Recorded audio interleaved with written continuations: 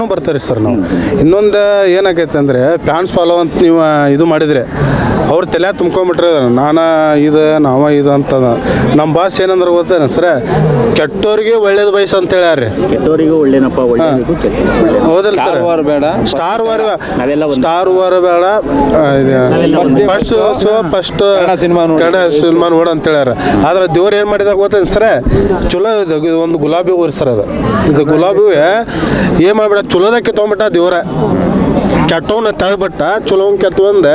ಈಗ ನಾನು ಅಹಂಕಾರ ತೋರ್ಸಕ್ಕಂತ ಹೊಂಟ್ಬಿಟ್ರಿ ಮ್ಯಾಗ. ಅದು ಬೇಡ, ನಮ್ಮ ಬಾಸ್ ಏನು ಫಾಲೋ ಮಾಡಿ ಕೊಟ್ರಲ್ಲ ಅದನ್ನು ನಾವು ಫಾಲೋ ಮಾಡೋರು ಇಷ್ಟ ಸರ್. ಇಷ್ಟ ನಮ್ಮ ಬಾಸ್ ಯಾವತ್ತು ನಾ ಸಾಯೋರು ತನಕನ ಇಲ್ಲಿ ಬಂದ ಅವ್ನ ಸೇವಾ ತೊಗೊಂಡು ಹೋಗ್ರಿ ನಾವು ಸರ್. ಇಷ್ಟ ಅಪ್ಪು ಬಾಸ್ಗೆ ಹೋ ಸರ್. ಆಲ್ಮೋಸ್ಟ್ ಎಲ್ಲರಿಗೂ ಇಷ್ಟನೇ ಇದು. ಆಲ್ಮೋಸ್ಟ್ ಚಿನ್ನ ಸಣ್ಣ ಮಕ್ಕಳಿಂದ ದೊಡ್ಡವ್ರ ಮಟ್ಟನೂ ಅವ್ರು ಇಷ್ಟನೇ ಸರ.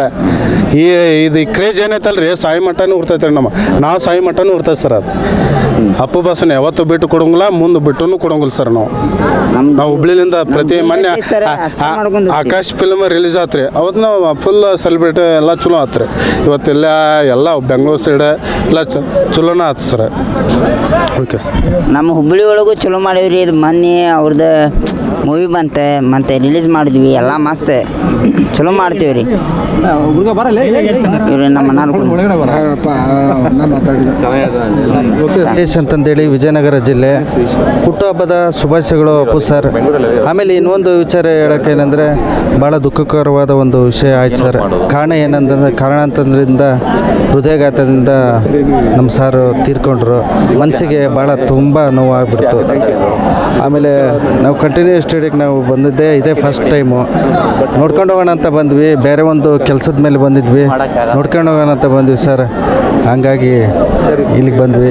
ಇನ್ನೊಂದು ವಿಚಾರ ಏನಪ್ಪ ಅಂತಂದರೆ, ನಮ್ಮ ಪುನೀತ್ ರಾಜ್ಕುಮಾರ್ ಅಣ್ಣರು ಅವ್ರು ತೀರ್ಕೊಂಡ ಮೇಲೆ ಕೂಡ ಬಡವರಿಗೆಗೋಸ್ಕರ ಒಂದು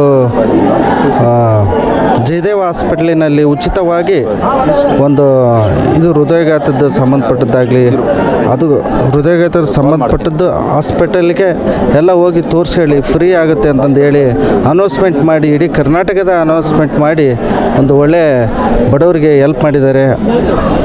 ಇಷ್ಟು ಹೇಳಕ್ಕೆ ನಾನು ಇಷ್ಟಪಡ್ತೀನಿ ಸರ್. ನಮಸ್ತೆ ಸರ್. ಯಾವ ಅಂಶ ನಿಮಗೆ ತುಂಬ ಇಷ್ಟ ಆಯ್ತು ಅದು ಅಪ್ಪು ಸರ್ ಆಮೇಲೆ ಬಡವ್ರ ಮಕ್ಕಳಿಗೆ ಒಂದು ಇದು ಕಾಲೇಜಿನ ಬಗ್ಗೆ ಆಗಲಿ, ಆಮೇಲೆ ಅಪ್ಪ ತೀರ್ಕೊಂಡ ಮೇಲೆ ಕೂಡ ಎಲ್ಲ ವಿಷಯಗಳು ಎಲ್ಲ ಗೊತ್ತಾಯ್ತು ಸರ್. ಅಷ್ಟು ಚೆನ್ನಾಗಿ ಹೆಲ್ಪ್ ಮಾಡಿದ್ದಾರೆ. ಇದು ಮಾಡೋದು ಅನಿಸುತ್ತೆ sir. Okay sir, thank you sir. ನಮಸ್ತೆ. ಮತ್ತೆ ಹಾಡುತ್ತೈತೆ ನಾನೇ ರಾಜಕುಮಾರ, ಅಷ್ಟೇ ನಂಗೆ ಬರಲ್ಲ.